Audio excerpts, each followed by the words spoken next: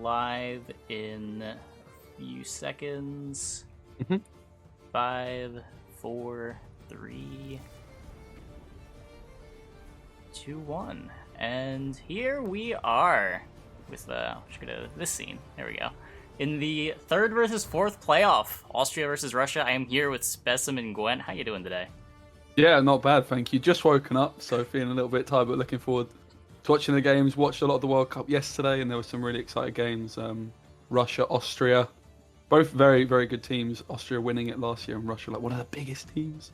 Excited to watch.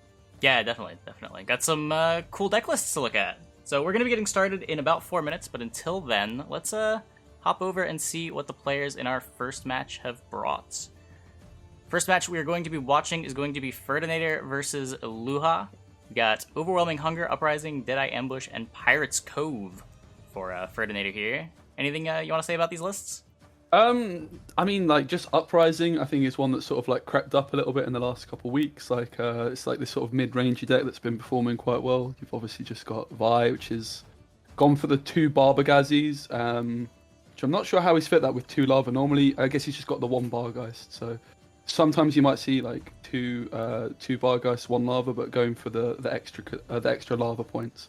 Yeah, it just looks kind of standard, like the ambush deck. Play 3 and pass. Cove is just like seemingly the best deck in the game, so it makes sense to bring that. Do you think there's a reason why Uprising's gotten more popular the last few weeks? Is it mostly a tournament thing, or is it happening on ladder too? I've seen like a little bit on ladder. I think the main reason is like last weekend, a lot of people decided not to bring monsters because they were like, it's really easy targetable, like with flurry and stuff. So it's just sort of like this safe mid-rangey deck. Elves as well sort of plays into like the Lambert and like Vi, Kelly, etc. And people have just been playing it and discovered actually it's quite good. Like you can often be down a card in round 3, and against decks like Deadeye Ambush, that can be like particularly relevant. Just like this whole, I don't really care, I'm down a card, but I'm still gonna win. Yeah, some of these Witcher decks have been cutting the Keldar in order to play more tar removal, but we see in this Uprising list, he's not doing any of that. He's playing the Keldar, he's not playing any tar removal. There's no Onsace, there's no Geralt of Rivia. This is something you've seen before? This is new to me. Yeah, so like obviously Keldar has been dropped quite a bit, as you say, for like the Geralt of Rivia, but I think I actually spoke to Paya last night and he was trying something similar, like the location in particular. It plays in perfectly to that game plan where if you're losing a card to elves, for example, you're just maximizing that carryover. Like if you find the mentor onto Lambert, Vesemir, Eskel, then that's like an extra 5 points you've got in your short round 3. Personally, yeah, like we've definitely seen like ditching Keldar, but the card is just so good when it pops off. I think against Vi in particular, this card is going to be really, really good. True. Let's move on over to Aluha's lists, or BigKukuRUzina as his username currently is. We got Deadeye Ambush, Pirate's Cove, Blaze of Glory, Carapace. I don't think there's anything too out of the ordinary in any of these lists here. They all look fairly stock to me. Is anything standing out to you? Going for the Blood Eagle, Blaze of Glory rather than the discard, was definitely saw a lot of the discard being popular based off like Red Drain. Oh, he's actually got both, you're right. So that is quite an unusual one. I've seen this one time before in earlier on in this tournament. The game we cast. Yes, you're right. And it didn't work out well. It didn't, did it? So I'm looking forward to seeing how it goes for Aluha. Obviously like a really good player, so I'm sure he's practiced with the deck a lot. So interesting to see that, and going with the raiding fleet as well. In his Pirate's Cove deck, which is just a solid card. Yeah, in his Pirate's Cove deck, he's using to play more else, so he's got some tar removal in his Devotion deck as well. Just gonna help him in Kelly and Vi, I think. Yeah, exactly. Like that 1 tool punish really does go such a long way. He's got the Kurt as well. Like I found Kelly you can beat with just the Kurt because then you can get through Defender. If you don't have the Kurt, you can just be in a world of trouble because like you can't poison the Defender, of course. So the Kurt goes a long way, but the Morelsi particularly, I think, just makes those matchups like going from kind of borderline to super favored. So I think a lot of the time if you're not banning Syndicate, you might be trying to bring a Kelly and sneak a Kelly through. So it kind of makes sense to include this sort of card. Yeah, I can agree with that. We should be receiving our game invites shortly. But until then, is there anything in this Deadeye Ambush deck? Any of these bronzes in particular? Anything that you wouldn't normally expect to see? There's a lot of them here. Some techie stuff like Spores. It's in most of these lists, but could be high impact. these honestly look like the most common set of fours. Like you've got like commandos, which don't quite make the cut in this one. But yeah, the spores just make sense for the Vi matchup. Like having two Tool Punishers is going to give you at least a bit of a chance. Usually you're going to want to have three to make that matchup better, but the Elias is also a lot of points. So even though you're not playing that Curse of Corruption, Elias when combined with Isengrim Verno is still playing for a lot of points. So obviously like these Redea decks just make sense to have some techie cards like the Squirrel, etc. But these do look like the most common ones, like the Saboteur as well.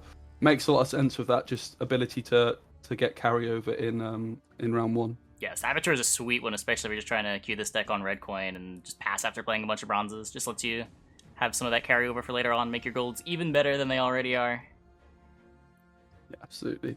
And the Pirates Cove deck does have a single beggar, which is a little bit random. It's a card that has the bonded ability. I was playing quite a lot of it myself in collusion decks at the start of the season before Red Drame's sort of net deck was being more popularized, and honestly felt really good. It's got the blind eye tag with collusion, but not sure about just playing one. I feel like there might be better ways of building the deck there, but it's an interesting one nonetheless. I guess he's probably just saying it's going to get banned, it doesn't matter. The text on Beggar is you profit 2 or profit 4 if it's bonded, correct? Profit 5 if it's bonded? Yeah, I think it's 5 if bonded, yeah.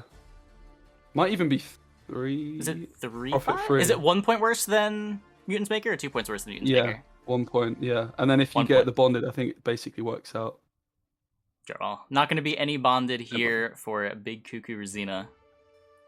I saw a few people in the tournament playing Volta Veritas as well, Jason Slummer himself, in this 9-piece slot. So, Morality the choice for Aluha, but enjoyed seeing Slummer in action yesterday. Yeah, I heard about that as well. I didn't see any of those games, but my chat was telling me about it while I was streaming last night. Mm-hmm. I mean, Syndicate 4s and 5s are pretty good. I can certainly see 4 plus one of those being worth the gold slot. Mm-hmm. Especially if you find a poison or something like that, that would be the absolute dream. You're just one poison short and Jason comes in and saves the day. Yeah.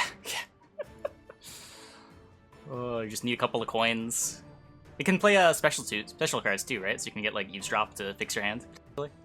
Yeah. So like inline pockets in particular could make a lot of sense. Like I saw Gravesh playing Isen rolled a shakedown. I was like, damn, if there's still line pockets, that would have been no joke of a card. I actually was speaking to Jason about the card and said it needs to get a little bit like it needs a bit of Intimidate or a bit of a buff. But I mean, people seem to be rocking it, so it's kind of interesting. Yeah. Have you seen a lot of it? I was unaware that there were a lot of people playing it. I thought it was just No. Oh, okay. I think it's just for fun, but I have seen a couple of people play it. I think Syndicate, who is in Team Russia as well, was playing it against me earlier on the week. Thought it was just a bit of a meme, but then since I've seen like Ravesh play it as well, I've not spoken to him about it. He could just be having a bit of fun because, I mean, it's Syndicate. I think you can get away with including like one subpar card because all your other cards are so good for their provision costs. But it definitely doesn't seem like the worst card in the world, and it's definitely a bit of fun if nothing else. Yeah, I mean, when your bronzes are as good as they are. I mean, the bronze pool's pretty big too, right? I'm sure there's a lot of clunkers you can hit, but when you hit one of the good ones. Yeah, I saw like a card for the first time ever yesterday. This Oxenfurt Naturalist came up as one of the options, and I have never seen that card played. Okay, so we're into our first game here. Ferdinator against BigKukuRUzina. We got this Vi deck on blue coin up against Iluha's Redea Elves. Do you have any thoughts on this matchup in particular? Have you played it any?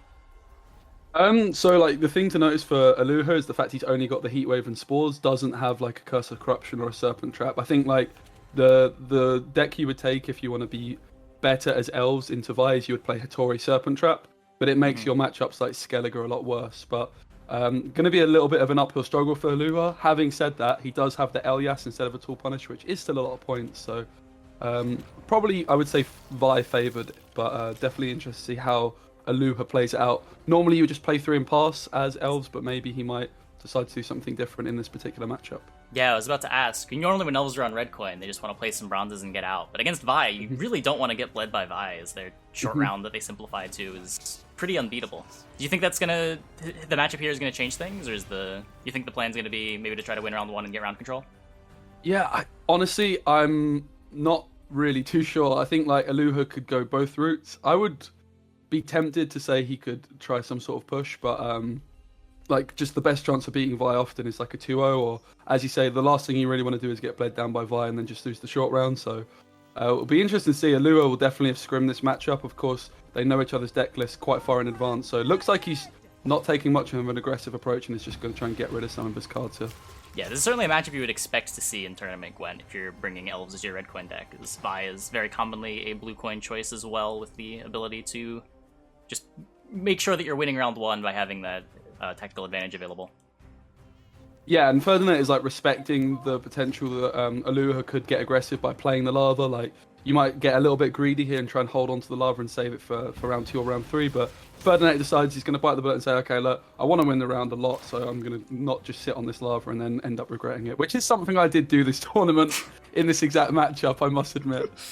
Oh, Ferdinator played the Naglfar there, gets the Vi, ends up with a unicorn on top of his deck that can be another tutor for later on. I know a lot of players there really like running out the unicorn round 1, but for Vi, the most important thing is just making sure that you have access to as many Vi's as possible, and playing a tutor into tutor just isn't something you want to do, even if you're going to pull one of your opponent's golds out. Yeah, like saving the Aneromancy for round 2 is really important as well, because that's going to give them that Echo Valley for round 3. And as you say, Naglfar is just like this amazing tutor. So to actually put the unicorn on top of all cards is great for round 2, because it's just increasing the odds that the mill is going to be on a nice card. We can see Redea and Venosio have both been drawn, and Elias. So I'm not sure exactly the highest provision card that this unicorn is going to be pulling. But looks like Redea is actually going to be mulliganed. Potentially with view to the unicorn. Obviously pulling in 8 body is not too bad if you're the Elves player. Also, the unicorn, the Ilharaquax Triner, is a relic. We were just talking about it off stream before.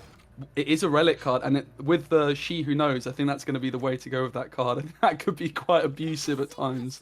Pulling out a big 10 carryover play while milling your opponent's best card, I think, is something to get used to on patch day.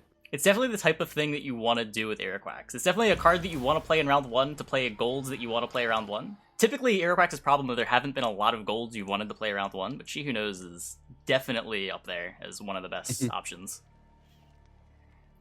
So yeah, Ferdinator just starting off with the lava and then the haunt as well. So really going for it. That's just going to help him like save some leader charges, which is going to be more carryover for round 3 as well. Yeah, of course. Drawing almost all of the Vi's that he possibly could. He has only a Willem and the natural Vi in his deck. 1, 2, 3, 4, 5 tutors in hand, guaranteed to have the Echo on a Neuromancy for round 3. He looks set up with everything that he wants. Pulls his opponent's Redea. Not the most important cards in this matchup, Redea in the deck. Really important for making sure your Feign Death doesn't get Heat Waved, but no Heat Wave to speak of for Ferdinator. Still a big points thing that he loses out on, but those 8 points in round 2 that come out into the Arequax are gonna help him survive this push. Yeah, Luha decided it's time to bite the bullet and get his scenario down. Redea being a human and a mage does mean that this commander isn't going to be getting value straight away.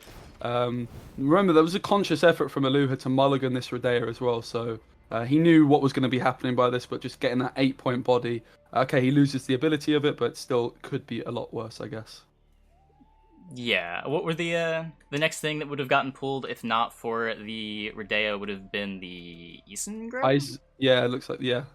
Which makes a lot of sense to prioritize the Redea instead. Definitely a card with a much more powerful deploy. The deploy for the Redea in this matchup is basically just like 6 points in this matchup, aside from maybe some extra value on Vernocial pings. So Ferdinator's still with his horn down. He's used the unicorn, which means he gets access to this consume from the haunt already. A lot of the time you might see like playing another Vi, and then the Bargeist comes in, and you can end up with your consume in the front. The Banshee, I was trying to think of the name, getting removed, but prioritizing the unicorn and then just giving himself the consume makes sense. The Kiran is one way to answer a consumer though, but Ferdinator's got a lot more where that came from. Plenty of consumes in this haunt. What do you think the reason was to get the Barbergazi down on the turn that he did instead of just playing the a Vi out? That is a good question. Honestly, I guess it's probably to try and deny the Sapper's value from Aluha. Maybe he could have eaten the unicorn, for example, with the Barb. And then by the time this Sapper's comes out, this unicorn wouldn't be at such a threatening range, and the Barb also would be at a higher point ceiling. So I guess that's what he was going for. Makes a lot of sense, and therefore Aluha respecting the Barb. Double consume, just getting locked up. And Aluha's still got a decent little hand here, still has access to the Spores and the Heat Wave, has the carryover on the Elias, and also this Verno plus Maxi. Maxi's going to be the card he's most hoping to commit. And the Forktail! Big Forktail. Now, these neophytes are going to get to transform, so a couple of that damage does... It's not as big as it looks, but man, that is still a lot of units damaged by a Forktail. Neophytes or no neophytes. And the Neophyte, what a cool change to this card though. Like before, just a card you would never put in your deck, apart from potentially the stratagem. Now that this is just a nice card you can put in, I think it's a really, really nice redesign. Fits well with the Elves deck as well, and plays around these sorts of punishes like Forktail, which is so popular. So I'm a massive fan of this new card, the Neophyte change. Not only does it make the Redea so much better by just giving you a couple extra raw points, but the extra Deadeye bodies for your Vernaciel is huge as well. Yeah, against decks like SK as well, like the Gerd interaction I really like, where Gerd can switch off your commandos. I'm thinking of Elias. I'm half asleep. Elias is the interaction with Gerd, but yes. There we go. Okay, speaking of Elias, the Elias comes down 49 to 30. Aluha making sure that he gets ahead here. But plenty more Vies to play. In fact, only more Vies to play. Yeah, Third is going to be happy to see this first leader charge because it's just less points for Aluha in round 3. Aluha just deciding he doesn't want Ferdinator to pass at this point in the game. He's committed a lot. He wants to lock him in. And it will be hoping maybe he can keep both Tool Punishes for round 3 as well as a gold card, I think. Yeah, uses a leader charge there to make sure that the Spores and Heatwave don't get completely insane value by resetting a 40-point Barghest. But, yeah. Aluha, with access to both of his tall removals, currently down almost 30 points. Yeah, and this is just what happens when you're playing Vi and you draw a lot of your Vies, just complete raw points.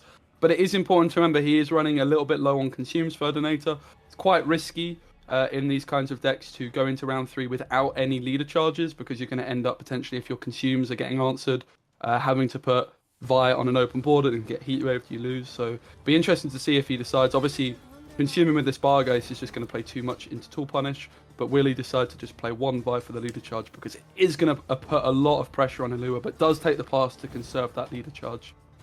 Yeah, I like this. Whether you play it now or you play it later, I don't think makes a ton of difference, and this makes it so that, let's see, does something like Isengrim get ahead here? 1, 2, 3, 4, 5, 6, 7, 8, 9, 10, 11, 12, 13.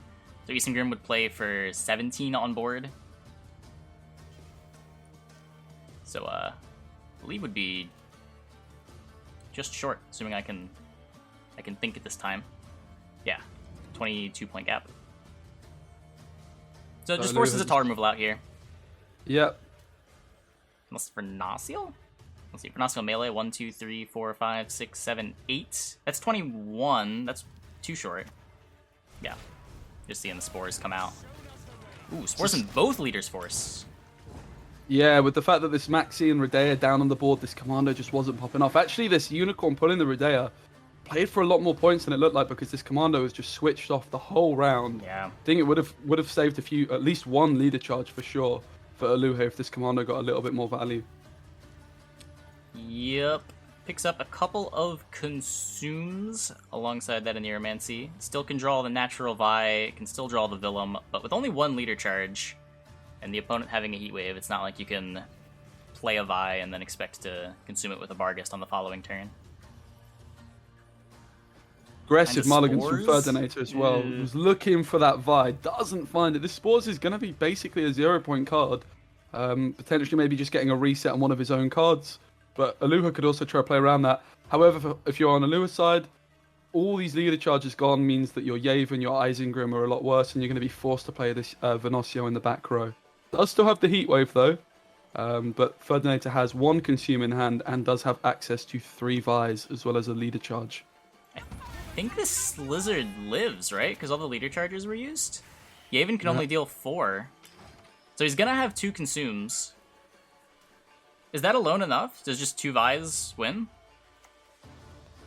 I think he's going to be fine here. Yeah, it's really important this Lizard went through. He did also have access to the Barbagazi, I do believe, in his hand. I could be wrong, but I remember him certainly mulliganing a consume. Maybe it was a Barghest. But yeah, the fact that Aluha just doesn't have the ability with the leader charges to kill this Slizzard is pretty huge in this one for sure. Yeah, like this dies, and then Vi leader charge Vi, and there's going to be 40, 50 points in Vi's in play, and I don't think There's 50 points over here in BigKukuRUzina land. Yeah, and if you can kill this lizard here, you're going to force Ferdinator to use one of his Vibe Tutors for another consume, because you just cannot physically cycle it otherwise. So really, He has a Aluha leader would have charge. loved to just have those extra... Yeah, but like if you go leader charge, so he's played one Vi, he would have gone leader charge. I guess you would end up going 2 tool, right? Maybe I'm just talking nonsense. He has 2 tutors, so he goes tutor, Vi, leader charge, tutor. And just leave the second Vi in play. Yeah. Right? Am I crazy? Yeah, no, you're right. You're spot on, absolutely. Okay. Spores is playing for 1 though. It could be worse. could be 0. Really thinking his options here. Decided to take the Heat Wave, hold on to the Yaven, expecting to not get any target bigger for the Heat Wave. You see that 1 point Spores coming out? Sometimes it's all you got. Yaven not currently live. Gonna be looking at his deck for this Neuromancy. Dryad Enchantress plays for 6 on board. Pyrotech plays for 6 on board. I think those are the best options he's got. Yeah, Officer as well, because you could play a back row boost and then the Yaven, so a lot of options. We're all playing for the same amount of points, I do believe. I think Officer is 1 more because of the Isengrim, actually, right? Yes, the Isengrim as well. So that is even better. Aluha is last effort, but Ferdinand has no points on the board at the moment. Aluha might still have hope that he can take this. However, looking at the hand, and this is why it was so important to conserve that leader charge as well in round 2. Had an option to push, but I think what can happen a lot of times with Vi is as soon as you're at 0 leader charges is when you sort of open up lose conditions for yourself. Yeah, when you can't resolve multiple Vi's, you can be in a sticky spot. But here we see not even particularly close. 22-point win there for Vi. The Elves not able to hold that off. 2 tar removals, not enough. Yeah, a 28-point Vi is quite an impressive Vi. Obviously, Ferdinator is drawn very well to achieve that. Vi definitely a very RNG heavy deck that's going to completely your draws are going to completely dictate the power level of the deck to such a high degree. Had lots of Vi's in round 1. Obviously, this Nalgafar finding the Unicorn as well allowed him to mill the Redea, which was proved to be a lot of points. Not only did it mill the Redea, but also switched off Aluha's engine, and it just proved a little bit too much in round 3. Yeah, that game certainly made that matchup look real hard from the Elves side. Just seems like Vi, especially when it just has round control that can push you as long as it wants, simplify the game to a bunch of Vi's and a consumer too. Just didn't look like there was much that the Elves player could do. Oh god. Our fire alarm is going off. So okay. Yeah, I'm gonna switch over to the Good plan. I'll take it from here. I thought it was mine actually, but yeah, hopefully everything's okay. So getting into the next game. So if with the Elves deck, with this Vi matchup, that's why we've seen a lot of people, including Chase. Last weekend, Chase was in the top 64, the last 16 of the top 64 qualifier. He had an Elves list that had Hattori Serpent Trap. And it's really going to be targeted at the Vi matchup in particular. Serpent Trap. Vi cannot play around because, of course, they're playing all the tutors. It's going to kill the tallest unit. It's like a heat wave for just 7 provisions in that matchup. And also, it's really good as well into AQ. So if you're really wanting to have this Elf deck be good into monsters, that is what you would look at doing. And we've got one of the least exciting potentially games. If Gravesh and Red Rain are anything to go by, when I was casting with them the other day, we had an Elf mirror, and it wasn't something they were a big fan of. Last time it was to decide the series. This time it is a little bit earlier on. Going to be really interesting to see how this Elf mirror plays out. Obviously, Elves, when you go second, usually you just play a few and don't commit. But yeah, the Great Oak for Ferdinator here could be a big difference in this one. I think Elias and Oak are the big differences in the deck list here. Yeah, so I'm not sure what was going on. It beeped 3 times and it's not beeping anymore, so hopefully it was just like some battery issue, and hopefully we're all good. But if you start seeing fire in the background, let me know. I will. Anyway, but yeah, so one of these lists has Oak and the other doesn't. How that card seems like it's really big in the mirror, no?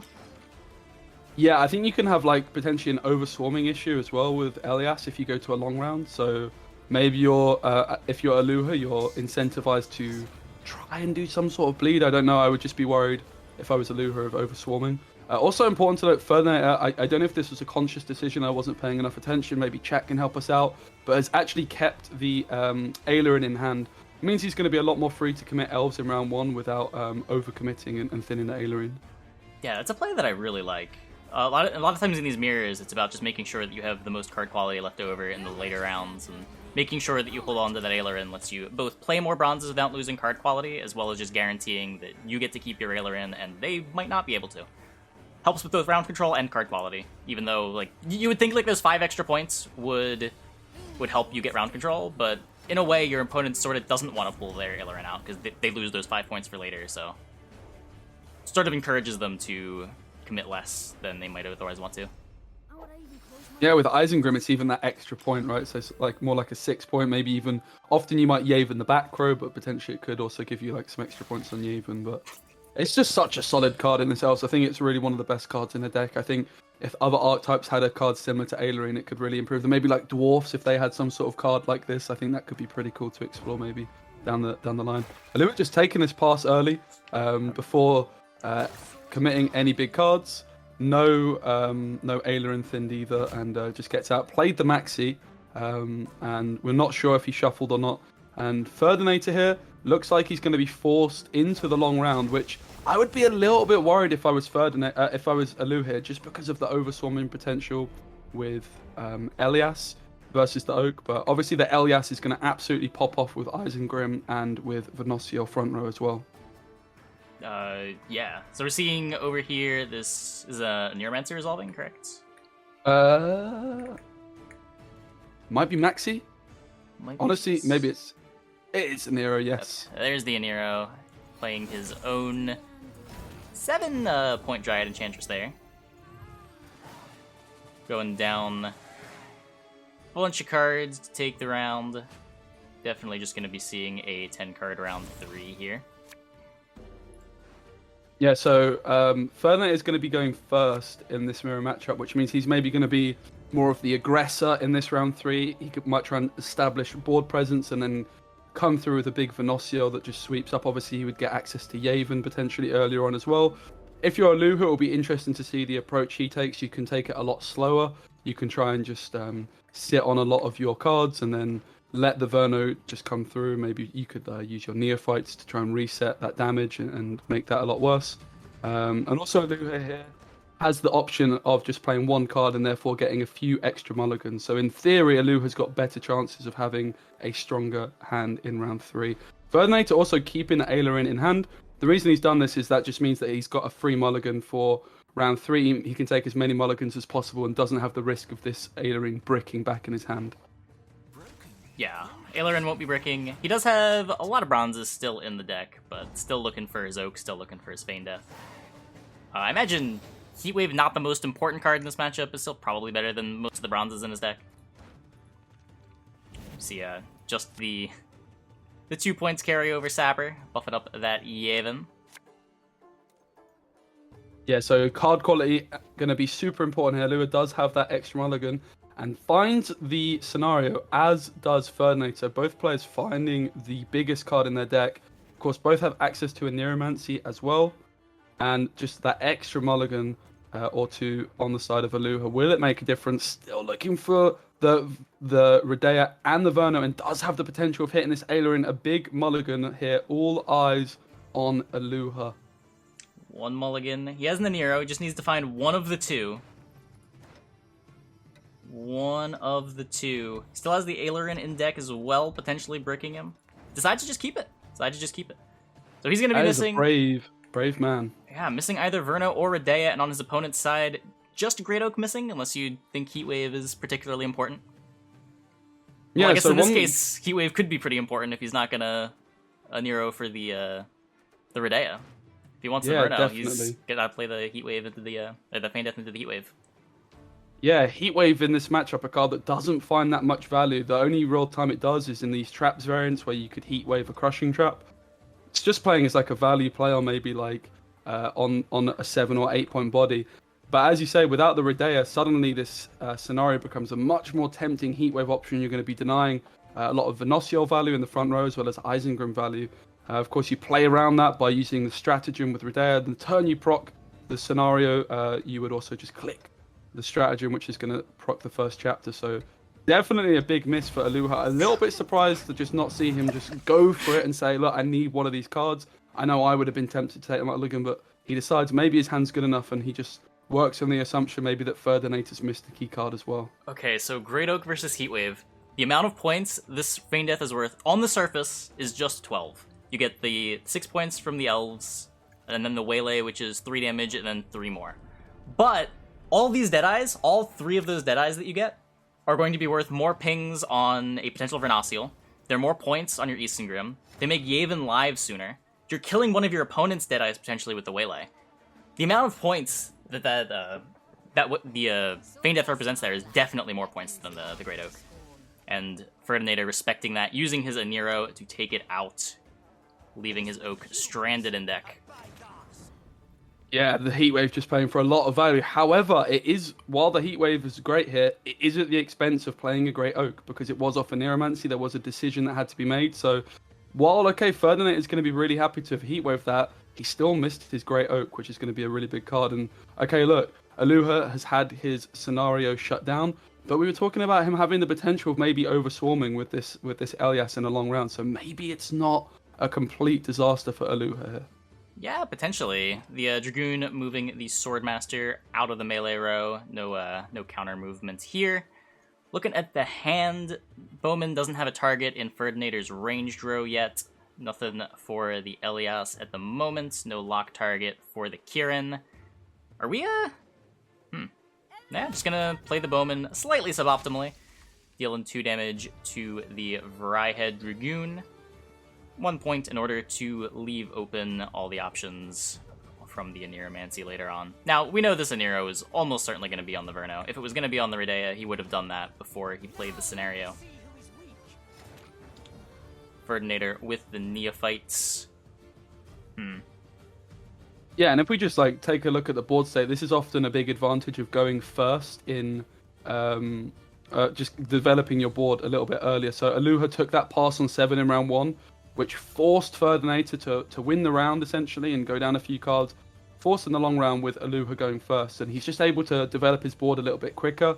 Okay, his scenario got heat-waved, but the 6 points traded up on the heat-wave with this commando ticking. And so far, there's not been a response to it from Ferdinator. And Aluha's just able to develop his board a little bit quicker, shut down the threats of Ferdinator, and that is definitely one big advantage of going first in a mirror matchup.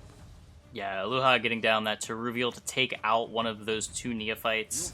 Not only removing the 2 points, but also preventing a Deadeye from getting into play, making Ferdinator's Vernacial a little bit worse. Finally getting that lock onto the Vernacial's commando before it grows any bigger.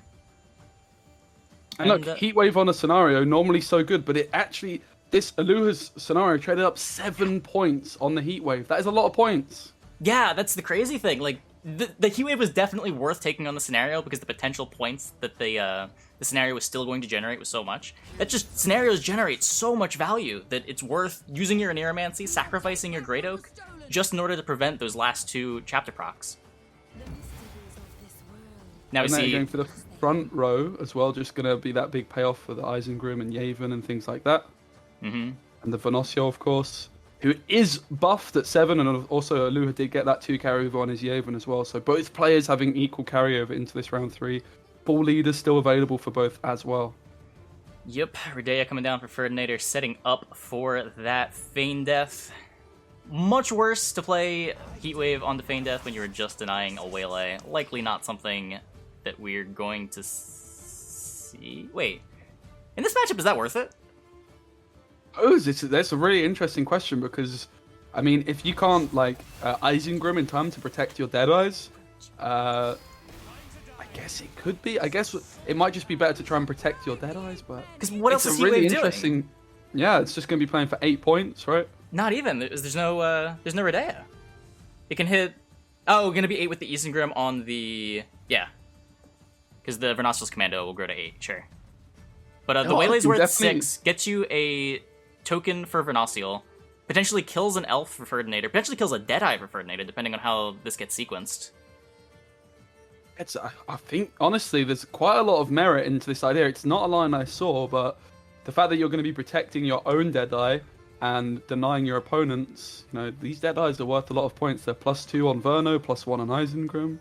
So it's a really interesting idea. And also this, like, okay, there's a Redea you can Heatwave, but ultimately it's the best target for the Yaven as well, right? Yeah. Of course, if we can hold out and then maybe Yaven the Venosio. Looks like Aluha's going to take the other route, which is to protect his Deadeyes from the Waylay. With the Isengrim putting all the Deadeyes in at 4, maybe just making it like a little bit of an inefficient way. The Bowman is still going to be able to clean these up, but it is going to be not perfectly efficient for Ferdinator here. Yeah, for sure. Could potentially even just see the Venosio this turn, right? You have active Neophytes. You can transform them, get even more Deadeyes. Surely this Venosio is going to line up. Yeah, here's what we're seeing. Oh, choosing to not use the Neophytes. Yeah, a little bit surprised by that, I must admit. I suppose he's just holding onto the Neophytes for Aluha's Venosio, and rather than using them as damage, he's going to be trying to use these as ways of resetting these Deadeyes that have been pinged and playing for a little bit more value, but also just runs the risk of his own being sniped. So I'm definitely a little bit surprised to see Ferdinator take this decision. Not sure that... Because you're trying to get one extra point, right? Because you have 2s to transform. But now they just look died. at that! The Neophytes get absolutely sniped by Aluha's Venosio, completely punishing Ferdinator, and sends the emote. I love that from Aluha. Tactical BM. Here's the more damage coming out. Bowman, 48 to 53. Heatwave and Yaven versus Isengrim and Yaven. Both those cards definitely better than Heatwave, with this Heatwave now only playing for 7 points. No, 8 points on the Venosio. Never mind. It's a 5-point game, and it's Heatwave versus Yaven. The Heatwave comes in. Yaven doesn't look like it's going to do it. Aluha looks like he took it, despite his scenario getting Heatwaved. A very skilled Venosio. And 1 point in it. The Venosio making all the difference. Ferdinator, I think, just got too greedy there trying it. That was... I don't even know if that's greed. I feel like he just forgot he had Neophytes. Because you're trying to get 2 more points, right? Like, you're transforming 1s instead of 2s is the idea. But you're losing 4 damage.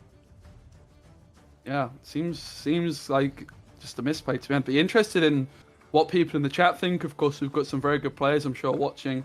If they think this was a reasonable decision, or if they think this was just a misplay, or forget, like, if there was any reason not to. But seems definitely to me, trying that we were both very surprised when we saw the Neophytes not clicked, and it seemed like that was what the game came down to. I said at the start of the game, Elf Mirrors aren't that exciting, but that was quite the finish. Yeah, that was crazy. The Aneromancy decisions were really interesting there in the round 3 as well, choosing both to not get Redea, but also his opponent deciding, yeah, I'm going to leave this Oak stranded in deck. Heatwaving the scenarios were just more important than playing my own 13 provision card. Aluha taking this one does tie up the series 1-1. Vi, of course, winning Elves against Aluha's Elves in the first one, and then Aluha getting his Elves through the second time of asking against Ferdinator's Elves. So 1-1 tied up in the series. Austria versus Russia in this 3rd place playoff. Both teams, of course, like Russia were one of the favorites for the tournament. Austria, having won the tournament last year, they're both 2 very, very strong teams indeed. And of course, the final is going to be later on, Germany versus Poland. The 2 favorites trying it. They got put in separate groups. It was destined to happen. I am looking forward to watching that one for sure. Who do you think is going to take that matchup later on, trying it, Poland or Germany? The Poland team is so stacked, but I can never root against Grivesh. So, yeah. We're looking to get into this game shortly. We got a minute and a half removed from the timer. Should be maybe these players taking a quick break, but hoping to get going soon. So what decks are left for these players? We got Aluha just lost with his Deadeyes, correct? And won with his Vibe? Yeah. Okay. And I feel like I've not done a great job. Often when I do these casts, I'm your side. I'm the one that's doing the OBS stuff. So I've actually forgotten. I'm free to look at my Discord and look at the bans. And just to confirm, it is Pirates Cove that both players have banned. So apologies, I've only just sort of mentioned that. It's something that I did have about it as well. I did have the information, but no surprises that both players banned the Cove. And here we have Ferdinator's Uprising against Aluha's Discard/Blood Eagle hybrid. Yeah, we saw this in the last match we casted, and it led to some pretty disasterful games where, like, 2 cards remaining in deck, Blood Eagle was bricked, Leader was bricked. This list not playing the artifacts, so maybe a bit of a hedge? Yeah, no hard, because that's exactly what happened, right? We saw Totem, we saw Kaduch all stuck in the deck round 3, and there was actually just a 0-point leader, I do believe. It was quite impressive, honestly. I think it was like Blood Eagle for Skirmisher, Leader couldn't be clicked. It was a mess. So much stuck. And here we got the traditional NR play of Griffin Witcher with that Veil TA. Not the easiest thing for Skellige to deal with. Also denies the turn 1 raiding fleet from pulling the boat. Some engines that he can get down.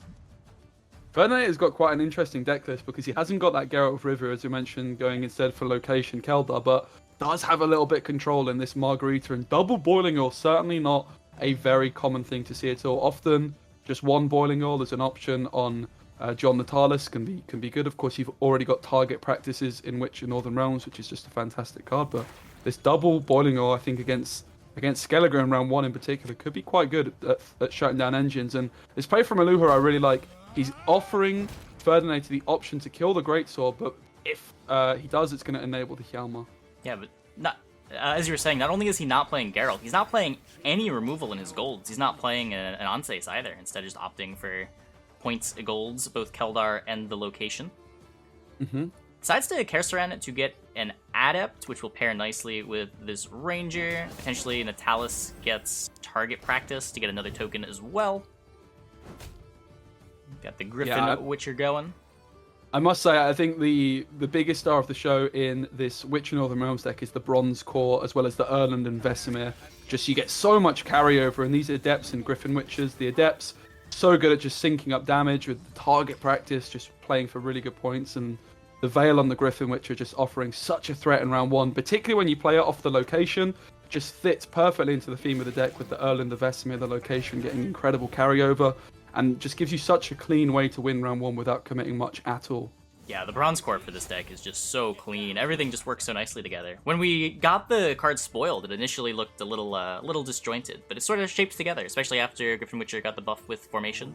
You got Rangers that want to be targeted by Adept, you got target practices working nicely with Adept, you've got Griffin Witcher, which just works on blue coin, and then a Conquest environment, you know you can always queue this deck up on the coin that you want it on. Kersaran, it gives you a bit of carryover, which is something that you want when you're also playing a bronze alongside it, which synergizes with your other bronze. Just, everything sort of fits. Everything sort of fits. Yeah, I think, like, especially the location, it's when the location in particular was revealed, everyone was like, this location seems a lot worse than the other ones. Like, I have actual points carryover rather than, like, the Nilfgaard where I've got a bit of utility. But actually, like, I think particularly in this meta where this deck really is just playing for this short round 3. Like against Ice, for example, there's a very good chance that Witcher NR could lose a card in this round 2, but it's just going to get so much carryover, it doesn't matter. And because people often pass against this Vesemir before it can go off, you end up playing Vesemir in round 2 as quite a slow play, which again improves the odds that you're going to lose a card, but you just maximize on that carryover. Even the Mentor in the deck, I really love this inclusion in the deck. You just go all in on this strategy of, okay, I'm going to lose a card, mate, but I've got like a ridiculous amount of points in my my Witcher trio. Yeah, Mulligan the Witcher trio, making sure that he has that left over for round 2. Definitely looks like he is committing hard to this push. Missing his Erland, but that can be grabbed off of the Quen. Amphibious Assaults could potentially be the Keldar if he doesn't mind that. Otherwise, we just see it pull like an Adept or a Griffin Witcher, depending on what the idea is. I guess with no way to make Witcher students, it would be either be Keldar or you just get the Mentor. Yeah, and this Adept is just not the kind of card you want to be seeing if you're a Skellige player. It's not that easy to deal with. You're going to actually have to sink damage to remove the shield. Aluha deciding to float the damage on the Hunter, and I like this because this then gives him the option of being able to ping the shield off and in the same turn use a removal card from hand, potentially to just clean this Adept up.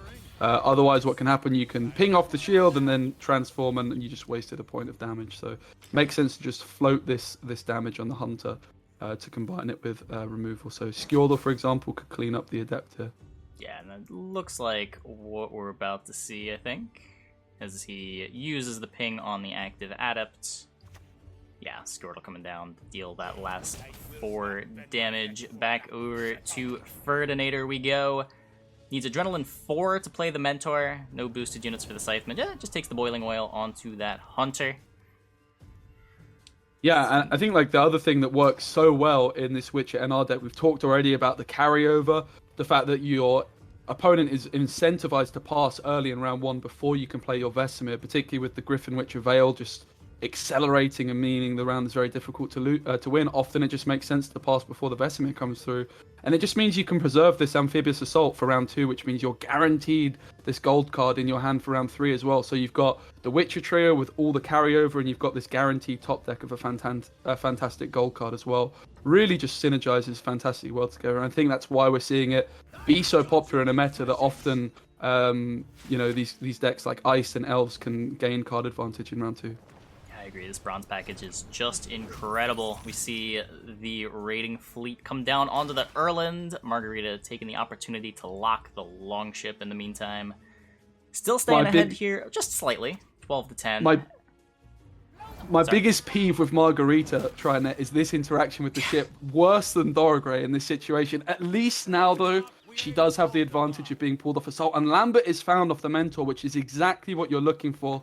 Mulliganing the Witches, giving you the highest percentage opportunity to top deck one of these Witches with the Mentor, gaining that carryover, and takes the decision to mulligan it away and just hope he doesn't super low roll and not top deck one of the Witcher trio.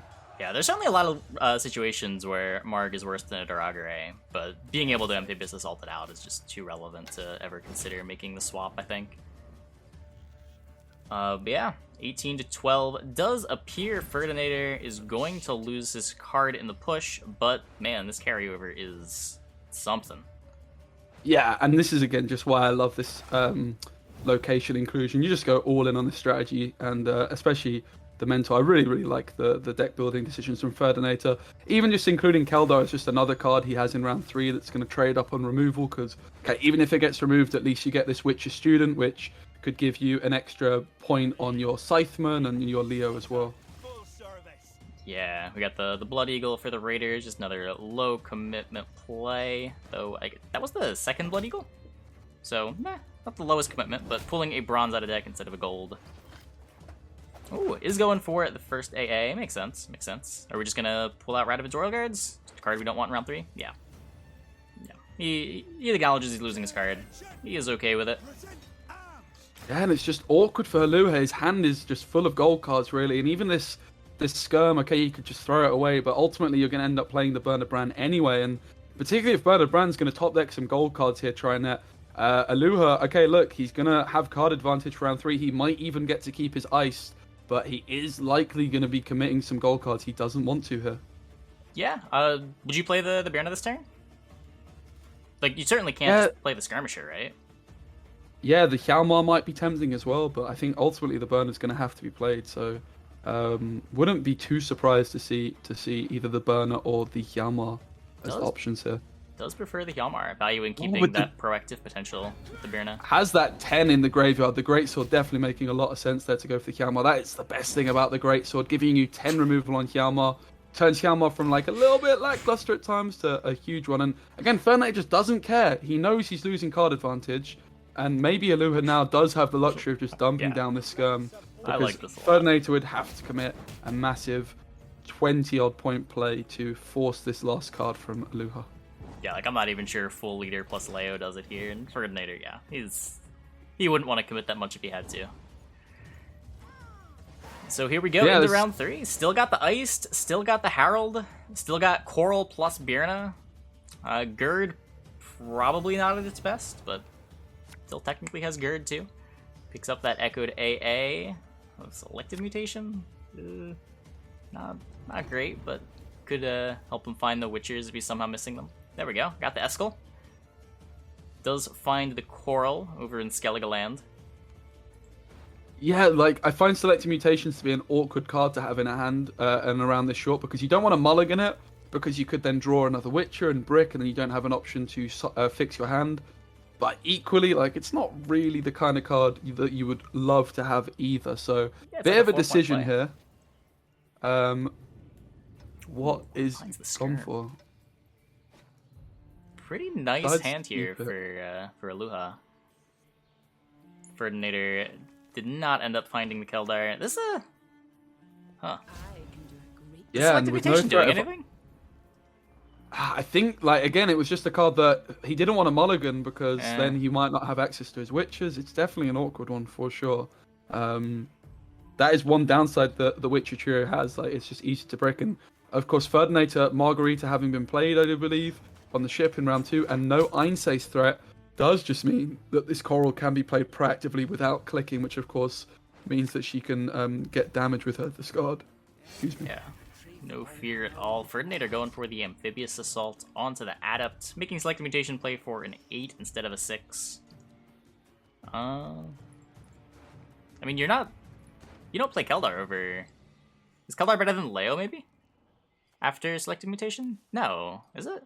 Probably not. No, I would imagine not. Obviously, like Leo just having so much value off of the Witcher trio. I think again it was just Ferdinator had this hand where like he had one Witcher and he had one Selective Mutation. If he mulligans the Witcher,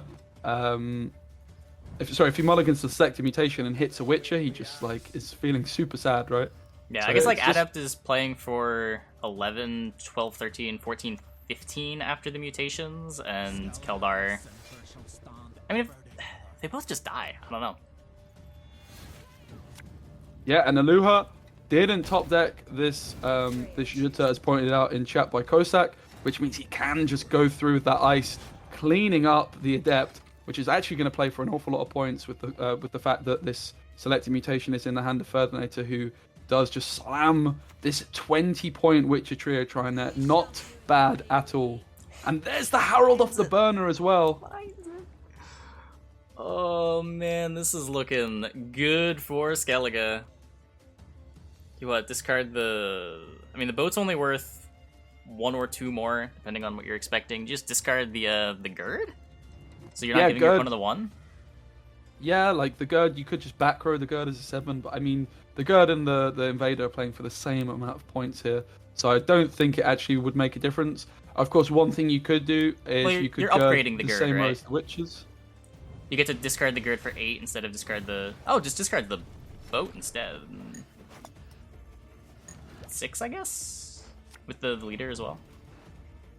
Yeah. A little bit surprised on that one. Yeah, Ice still confuses me, I have to be honest. Like, I've not played the card. I've watched it so many times. Every time I watch Ice, I always get confused exactly how the card works still. It's not that difficult, but something about it I just can't seem to wrap my head around. And the Herald is slammed, the Leo comes in, the full leader, and it just isn't even close for Ferdinator. Doesn't even use it. Carryover plan, not big enough to beat all of Skellige's golds.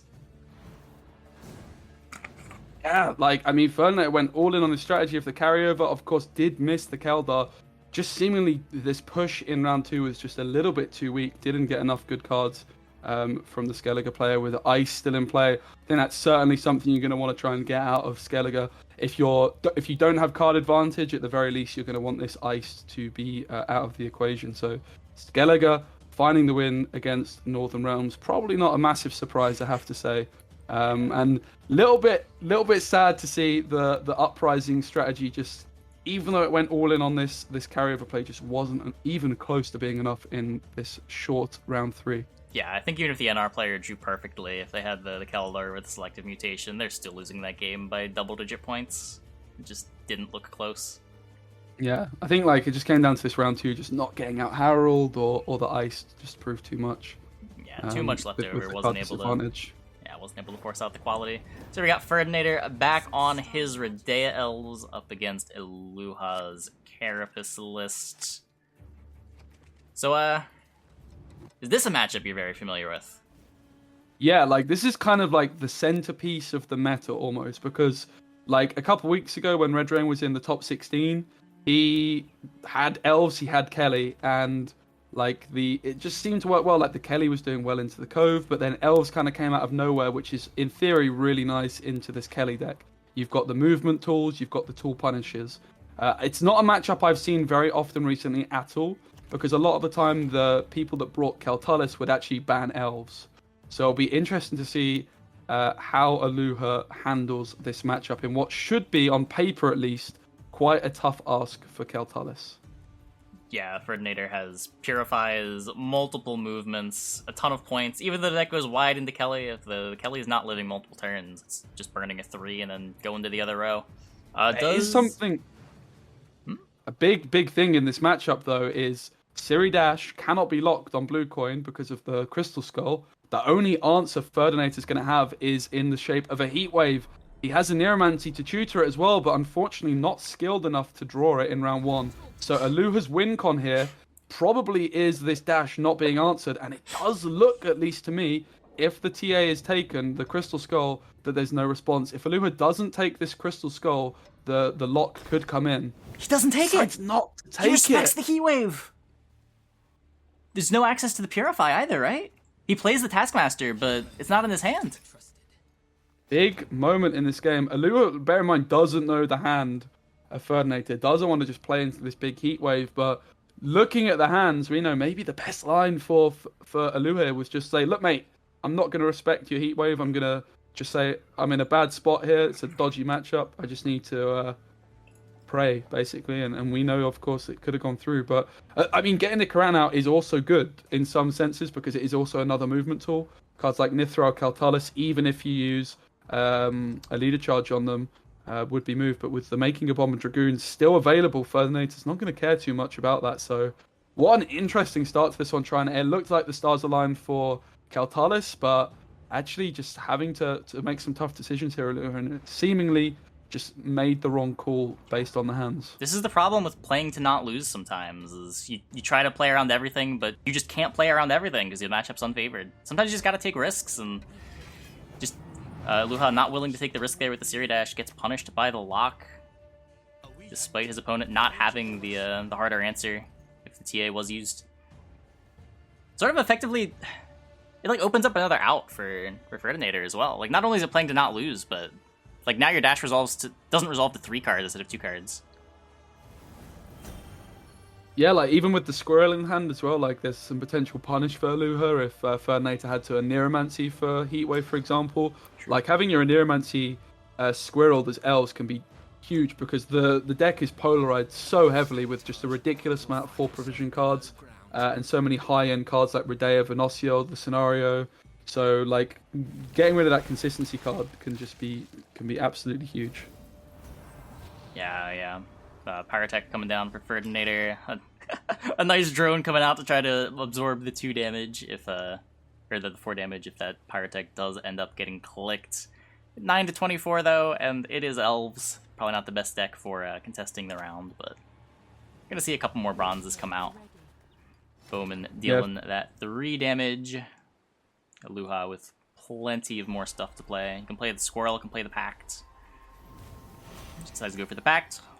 Squirrel definitely could be more valuable later on with the Neuromancy still available for Ferdinator. Elves definitely known as this deck that just plays through and passes, but it's important to realize Ferdinator did just have the option of playing that extra card here while still threatening reach. He just doesn't want to commit any good cards, but Aluha wasn't far enough ahead, so it just made sense to just test the waters and say, okay, can I make another efficient trade? Get rid of one of my bronze 4 provision cards, which you've got so many of. Just makes sense to try and make an efficient trade. But Aluha was able to manage his hand well enough where he didn't really have to make any commitments and could just play 4 provision cards of his own. But what a big moment in this game with the decision not to take the Crystal Skull on Siri Dash. Yeah, that was crazy. That was crazy. Crystal Skull, it wasn't even particularly relevant there later on. Like, if the Siri Dash got Heatwaved, I don't think he's losing on even. Mm-hmm. The points, like, he was able to put the points in play. Anyway, now we've got Kelly with round control. What is he going to do with it? You have any thoughts? I mean, like, obviously... trying to bleed out like a Feign Death or something like that. Maybe you could just try and do some sort of all-in bleed and then keep all 3 leader charges and try and somehow keep card advantage, and then you could last, say, Ozral with triple leader charge is often like Kaltalis' best win con, but it's going to be really, really difficult to keep the card advantage. A lot of the time you would like push into a long round with Nithral, for example, and Kaltalis, but of course with with a Purify for Ferdinator, with the making a Bomb Dragoon, it's going to be really difficult for Aluha to get any engine sticking in round 2, and therefore pushing into this round is likely to lose card advantage for him. So like an Ozreal could just get tool punished in round 3 if Ferdinator has last say. I think it's just a tough spot for Aluha to be in. I can sort of agree with that. If you're pushing here, how hard do you have to go? Like, are you willing to just pass on the Feign Death, or do you need to get way more than that out? Yeah, I think like you probably need to try and get a lot of juice and keep your card advantage, which I think is going to be difficult. And Ferdinator taking the leader charge here. What the leader charge does is it puts an elf on the board. The Sappers does need an elf on the board to purify, which is something I didn't realize when I was playing in top 64 qualifiers just last weekend, where Mayamon played his Northern Realms defender ready for the fall test, and I just start off with a proactive Sappers and lose the game on turn 1. That's brutal on turn 1 too, because you don't have the option to pick it up. Like, normally if there's like any other unit in play, you'll at least like notice that you can only target your own board and just right click and pick it up again. But if you don't have any illegal targets, you're just gonna deploy it. Oh, that's rough. Yeah, imagine reading card text. It's not a card I've played very often, clearly. Won't make the mistake again, but it's unfortunate it happened when it did. Could have done with doing that on ladder, for example, but never mind. Oh man, Ferdinator playing his Rhyhead Dragoon, getting the second 5 in play. Got Aluha playing more golds. Jaeger and End Phantom committed now. Yeah, and I like the decision to put the E-Gun in the back row, because it does mean that the making a bomb, if it comes in, is going to be a little bit slower by bleeding instead of damaging. And what you can also do is this Keltullus could be given a leader charge, which actually make the making a bomb a 0-point movement card. So really like the fact that Alu has developed this back row in preparation maybe for playing the Kelly or potentially Nithral as well off a Neuromancy. It does seem like Keltullus would be the more powerhouse play, and Ferdinator just respecting the push here, going full leader plus Oak, doesn't kill the Phantom, so Aluha still has the option to click the Phantom here as well. Huh. Yeah, that was... I mean, that's a way to get ahead, I guess. Is this threatening? It doesn't even kill it now. Wait. It's a bit of a strange play, I have to say. Yeah, I'm a little confused. I thought when he was using leader charges, he was gonna like a Neuromancy for Yavin to deal 6 to either the Jurgen or the Phantom. But 5, yeah, 5 doesn't do anything. 5's just 5.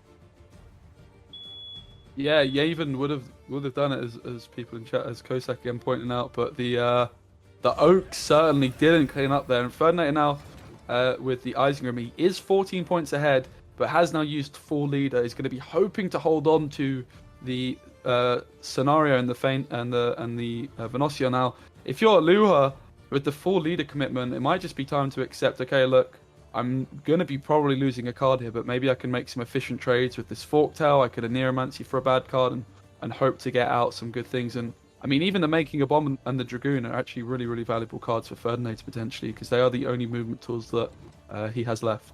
Yeah, I agree. I'm sure that Aluha's going to lose this card here, but if he can... I mean, he's not going to force out the Vernocial or the Feign Death. Maybe he gets like a Nero number 1, but there's the Forktail. How much do you value having access to 2 movements? So there's still Nithral, there's still Kelly. There are 2 Rolocked things that are high impact. So maybe... Well, I think maybe the Making a Bomb... I was going to say maybe the Making a Bomb is the card that you would kick because of the potential to veil a card and block the back row and make this Making a Bomb a lot weaker, but goes for the Dragoon. Also, I think Aluha does have access to Squirrel from his own Aneromancy, so Ferdinator is forced to play the Aneromancy. Could see Aluha making this nice carryover play over the Squirrel off his own. Yeah, true. I completely missed that. Definitely don't want to play the Aneromancy into your opponent's Squirrel if you can avoid it.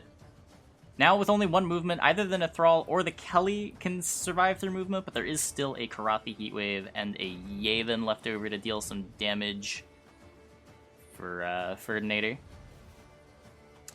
Does Aluha want to play more? It looks like he gets rid of the Heatwave. Again, not a card that does all that much against these Redea Elves decks. The big reason to play Redea is, of course, to make sure that your Feign Death does not lose too much value to opposing Heatwaves, meaning Heatwave usually just plays for around 7 or 8 points. He's going for the Anero. And I really like this play from Aluha. He actually prioritizes his own Anero in hopes for this exact thing, that he could potentially just play a Squirrel of his own. The Heatwave for Ferdinator playing is a bit of a carryover play. Bit of a commitment, though, to play the Heatwave here. Of course, it's going to make the Osril a lot worse. But now Aluha does have the opportunity to get that Squirrel and make Ferdinator's top decks a lot worse. Yeah. And with this being the first... Oh, it's second Neuromancy. It's the second Neuromancy. Ah, that is a big downside, though, for sure. Yeah, Man, it is really hard to tell sometimes. Mm-hmm. Oh, I wonder if he's going to take it. He's still missing Beast, Osrel, Nithral that he wants to find in round 3. It is very significant. Yeah, this Heatwave as well, like, while it was, like, a big commitment of a card, I mean, if you look at Ferdinator's hand, like, there is a definite reason for that. If Aluha's hand was just bronze heavy here, like one more bronze card, he would really want to get it out. Kelly comes in. We're going to see a leader charge. This is going to actually play around the Making a Bomb. I love this. Making a Bomb no longer going to be getting ahead. What a play. Wow. No bleeding involved here, so Aluha gets the card back. But actually, if he can make some decent trades here, he's going to force the Verno and maybe even the Feign Death. I'm not sure his best options off the Aneromancy, but Making a Bomb 0 tempo due to the leader charge. That was nuts. He just, like, found the perfect spot to get the Kelly down into the 0-point movement play. Wow. Big Surely you're taking here this pass, Aluha. right? I mean, either way, he's going to be getting the Verno or the Feign Death, but maybe just has the read that he could do the maths on Verno. Has he done the maths on Verno plus the carryover, though? That's also something to bear in mind. Hasn't seen knows that, like, whatever card in hand has been buffed by the Saboteur. Makes sense for it to be Verno of all cards. Goes for the Forktail. Gets the Forktail. This, with the +2 on the Verno plays for 13. This gets ahead by 1, right? By 2? The Phantom's still going to grow. Oh, true! This is enough! And Aluha, remember, does know that that there is a card in hand that has been buffed, because he hasn't seen that boosted card being playing from hand. So has a read that there's an Elf in hand. The Venosio comes down with the 2-point buff, and it isn't enough to take it, forcing the Feign Death as well. And somehow we find ourselves in a short round 3, where Kaltulis has 2 leader charges still remaining, but there is an Aneromancy on the side of the Elves and no Aneromancy on the top decks for Kaltulis. So wants to find the Osril, finds the Nithral. That was crazy! Off a Forktail! Committed exactly enough! Oh my god. Oh, but this hand! What's this sound? And it seems as though it looked so good for Aluha, but the Spores top deck is going to be an absolute stinker. But Ferdinator with the Squirrel isn't popping off either. We got a Nero for Redea, and then a last play Yavin for 6? But the Spore's impact!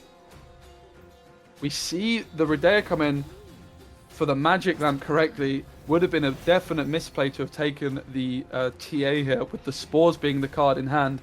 Yavin is going to come in, and with a leader charge still remaining, the Spores is going to be a 0-point play. And I believe Aluha just needed a single point here trying to tie the game. 2 points to do it. Can he just BM Ferdinator into forfeiting? What a stinker of a mulligan. That is quite an experience of a game TriNet. What a topsy-turvy finish. We've seen some real embarrassing Spores of the series. We've seen a 1-point Spores, we've seen a 0-point Spores. We saw Spores that wasn't enough points against Vi. I'm trying to think back. What was the card mulligan that hit this Spores? It was another... Does chat help us out, maybe? What card was the last card? He had 3 cards in hand and decided to it was a Thor, so the Thor would have taken it. He should have been waiting for the Thor. Oh, he was missing so much. That was crazy, though. That Forktail play was sick. Wow. Yeah. That was quite the experience. I enjoyed that one a lot. Okay, so, I mean, I do believe There's so much hidden information to handle with that math, too. Like, you had to remember that the hand buff card was there. Yeah. You have to be able to do the Forktail math. Like, easily, I would not been surprised if we were seeing, like, somebody that's not as good as Aluha of just forgetting about this this 2 points of carryover and thinking they have enough, not taking the leader charge. But yeah, wow, It's a really easy mistake to make. what a topsy-turvy game. And we've now got Uprising versus Kel'Thuzad, which no Einsace for Ferdinator. Normally, Kel'Thuzad is a deck that Northern Realm struggles with because you don't have an offensive Purify unless you play the Pella, and yeah, like can't get through the defender. So definitely, Ferdinator going to want to have round control here and maybe try and force out some big cards from Aluha in round 2. Yeah, this has gotta be hard. Even when the deck has a removal, this matchup isn't great. But just on double Boiling Oil for Ferdinator, no Onsace, no Geralt, none of that, this matchup's gotta be a nightmare. Cave Troll coming down here, gonna be able to... like, the Siri Dash just walks, right? Uncontested? Yeah, no Purify available apart from the Boiling Oil, which of course doesn't work on defenders. It's impossible to get that to work. So Dash just going to be completely uncontested. Aluha drawing the defender and drawing the Dash. Another thing is, like, without the defender, the Dash could have been locked because, of course, the leader charge is no longer giving Veil to Dash. So drawing both these cards for Aluha are going to be really, really nice. And Ferdinator here, because he can't kill the Dash, he's maybe going to try and take the line to tempo ahead and keep his card, but just not a good start for Ferdinator at all here with no Einsace to answer this Kel'Thuzad, and of course the lock isn't going to deal with the Kel'Thuzad either against Carapace. Yeah, takes the pass with Aluha giving it to him, but yeah, there's no answer to this Kelly. Yeah, just passing on 7, accepting Ferdinator just accepting what's coming his way. Aluha can just play one more card here. The Dash is then going to be proccing and drawing a card as he passes, meaning that Aluha wins the round 1 on even. And I have to say, Trinet, I'm going to be brutally honest, it didn't seem like a very skillful thing that Aluha had to do to win on even. Just Siri Dash. I have to say, I don't like Siri Dash. I don't like Siri Dash. I'm not a fan. Look, man, if you're playing a deck with 2 Boiling Oils and no tower removal, sometimes this is gonna happen to you. I'm sorry. It's true. It's true. It doesn't help, though, that there's no offensive Purify in NR, you know? Sure there is. You can just play Pellar. True. You could play the MV Pellar. I've got him on my wall as well. Caretaker. There's some neutral Purifiers. This isn't the Devotion deck. Maybe Caretaker is a relic card. Maybe Caretaker's gonna get some buffs. You know what? Maybe it's the future. You're playing Quen. You can play Axie. True. That's very true. Plenty of options. You can play a 10 provision Pella to get through the Cave Troll. Tutorable 10 provision Pellar. Yeah, this is, oh god. There's no answers to anything. What do we even say? Aluha just starting off with his Nithral. This is where Nithral just puts in absolute work. It's known as a Kelly deck. Siri Dash gets a lot of the credit, but this is exactly where Nithral completely dominates. No movement available for Ferdinator. Lock, of course, cannot get through this Veil. Ferdinator is going to be hoping maybe he can knock this down with Boiling Oil. And this is where you just wish you had the Einsace, right? This is where Einsace just gives you that little bit extra. Yeah, but you do also have to draw the card. It's not shootable in which NR. Yeah, it would give you something, but there we go. Pactin back up, or boosting back up the Griffin Witcher there, hopefully keeping it alive a little bit longer. Could just take the Wrath. You could take the Parasite even. Parasite, deal 6 to it, kill it with an Ithral. Leave open the Wrath so that you can kill Keldar later on. Yeah, that's what we're seeing. You can kill the Witcher student next turn. No rush, no Adepts in play. Maybe one saving grace for Ferdinator here is he does have the Mentor, does have the location for carryover and First Assault. However, this First Assault likely to be a card that Ferdinator decides not to play because of the threat of a Squirrel, which is in the hand of Aluha. So probably just not going to be seeing Ferdinator play Assault, I would imagine, but certainly going to be looking to play cards like Vesemir and the location when the Adrenaline conditions are activated. Yeah, for sure. And here we got the location coming down, making an Adept. Nithral able to kill off some of these if it wants to. Plenty more stuff the Kelly deck can play as well. Still has a Pax, easy to get rid of. Has access to a Wrath, which can kill the Keldar on the Adrenaline turn. I'm sure that'll come down in a couple turns. Spores, not looking so hot early on, but maybe later on the leader. Maybe a Leo comes down. Now, Yeah, killing... of course. Sorry? Yeah, I was just saying, of course. I was sat here thinking, like, yeah, Ferdinator is going to get some carryover, but I mean, Alua's just not really messing about. It doesn't really seem like he's letting up, so Ferdinator takes the decision not to greed out this mentor on location and actually develop an engine in the Adept and really start trying to get some points on the board. Yeah. One of the things about playing for carryover when you don't have round control is usually when you're getting points later, it's at the cost of points now. And sometimes you just need points now. Speaking of points now, there's a 21-point cap, and Ferdinator concedes. That is the series, TriNet. What an experience. The Keltalis Siri Dash just completely destroying Ferdinator. There was no hope for the poor lad. What a shame. What a rubbish way to end the series, TriNet. I do not like Siri Dash. As a Northern Realms fan, it hurts to see TriNet. It really does. I wish it didn't come down to this. What a great series. And a bit of a anti-climax here. Alua takes it 3-2, Russia 1-0 up in the third place playoff here. Oh, it was a great series, though. It was a great It series. really was. I would say even that last game, it went exactly as that game should have gone. Yeah, it's fair. Sometimes just It's losing fair. the deck builder, and there's nothing you can do about it. Yeah, Damo making the very good point of the matchup isn't that bad for Witcher NR because you just ban Kelly if you're bringing Witchers. Ah, yes. The